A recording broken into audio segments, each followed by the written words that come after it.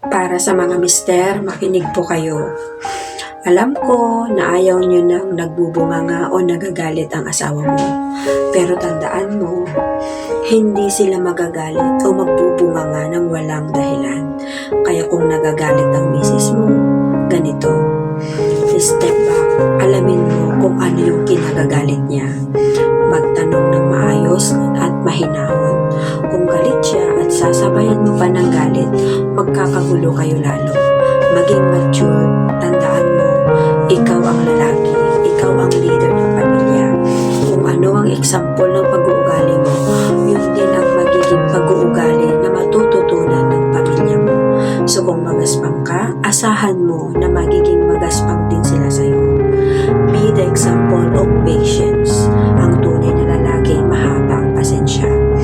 Ang pag-uugali ng iyong misis ay reflection ng kung paano mo siya trinatrato. Kung ikaw ay magaspang o malupit sa kanya, makikita ito sa pagtrato ng inyong misis at sa iyong mga anak. Tandaan, hindi dahil hindi magandang inaasal ng inyong asawa ay magiging dahilan na ito para maghanap ng ibang babae. Kung maghahanap ka ng kabit, ano ang kasiguraduhan mo na hindi ka rin aawayan ng kabit mo pag hindi na maayos ang inyong sitwasyon? Ang paghahanap ng babae ay hindi solusyon sa problema mo sa asawa mo. Alam mo kung bakit? Kasi kung ano yung problema mo sa asawa mo, magiging problema mo din yan sa kabit mo. So, paano na? Ano ang gagawin mo? Maghahanap ka na naman ng bago. Sinong niloko mo yung sarili mo? Diba?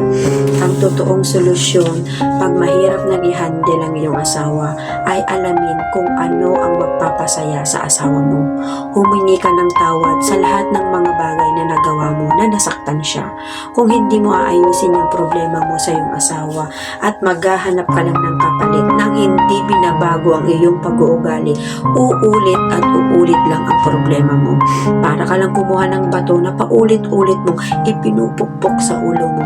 Tandaan, hindi solusyon ang paghanap ng bago. Ang totoong solusyon ay mag-mature at gawin ang